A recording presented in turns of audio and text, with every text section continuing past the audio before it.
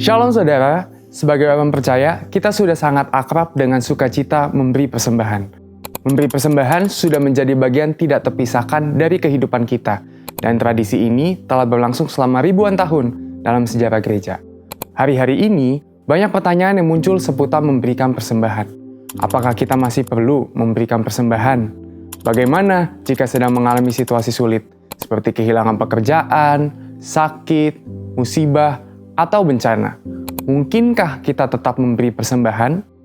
Pada Voice of Pentecost kali ini, kita akan membahas tentang covenantal offering, persembahan perjanjian. Kita perlu pahami bahwa memberi persembahan adalah salah satu bentuk nyata dari ekspresi penyembahan, sekaligus bukti penyerahan total kepada Tuhan.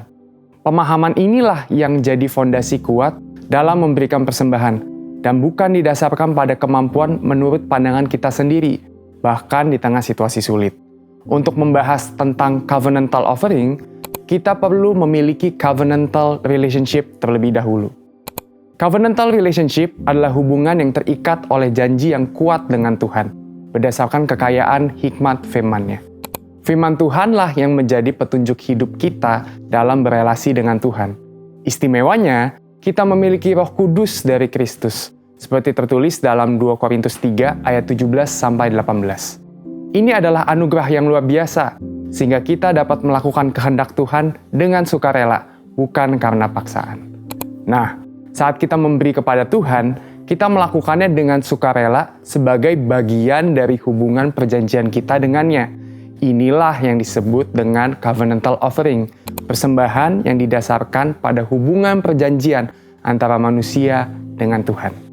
Dalam Perjanjian Lama, Kitab Imamat mencatat ada 5 jenis korban persembahan yang diberikan oleh umat Israel kepada Tuhan. Korban bakaran, korban sajian, korban keselamatan, korban penghapus dosa, dan korban penebus salah.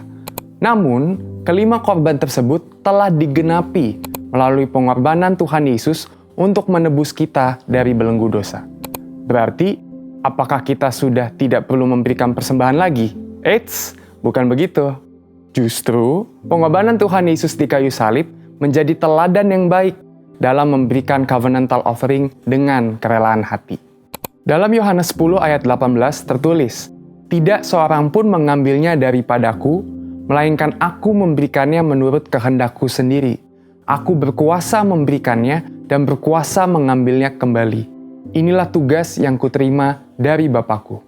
Di satu sisi, Yesus diwajibkan mengalami penderitaan salib sebagai anak domba Allah. Di sisi lain, ia melakukannya dengan sukarela. Mengapa? Karena ia setia pada perjanjian kasih Allah kepada kita. Tuhan telah terlebih dahulu mengasihi dan memberkati kita, sehingga sudah sepatutnya kita memberi persembahan kepadanya sebagai wujud mengekspresikan penyembahan dengan cara yang dikenan Tuhan. Dalam praktiknya, covenantal offering dapat diwujudkan melalui persembahan persepuluhan, persembahan sulung, dan komitmen mendukung proyek pekerjaan Tuhan sesuai tuntunan Roh Kudus. Dengan demikian, covenantal offering mencerminkan bagaimana kita mengasihi dan menyembah Tuhan, serta menjadi bentuk penyerahan total hidup kita kepadanya. Namun, jangan sampai pemberian persembahan ini mengabaikan prinsip keadilan, belas kasihan, dan kesetiaan. Kita juga perlu memahami pentingnya memberi secara horizontal, yaitu kepada sesama yang membutuhkan. Ini juga merupakan tugas kita dan bagian penting dalam pandangan Tuhan. Meski demikian, persembahan perjanjian kepada Tuhan tetap perlu diutamakan. Jadi, apakah kita masih perlu memberikan persembahan, bahkan di waktu sulit? Jawabannya, iya. Ingat, persembahan adalah ekspresi penyembahan kepada Tuhan yang telah memberikan anugerah terbaik bagi kita.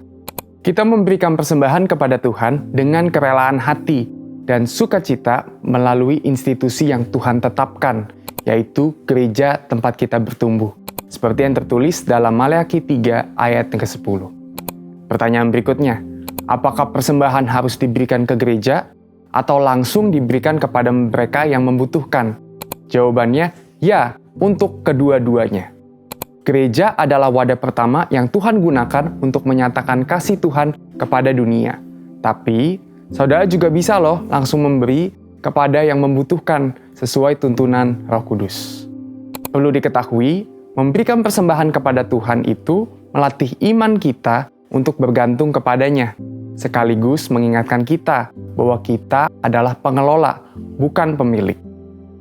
Mari kita terus jaga hubungan kita dengan Tuhan dalam segala keadaan. Berikanlah covenantal offering kepada Tuhan, karena Tuhan telah terlebih dahulu memberkati kita dan membawa kita masuk ke dalam hubungan perjanjian dengannya.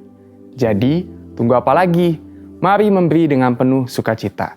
Untuk penjelasan lebih lengkap dari tim teologi kami, silakan scan QR Code yang tersedia atau buka website kami di gbigatsu.id. Tuhan Yesus memberkati.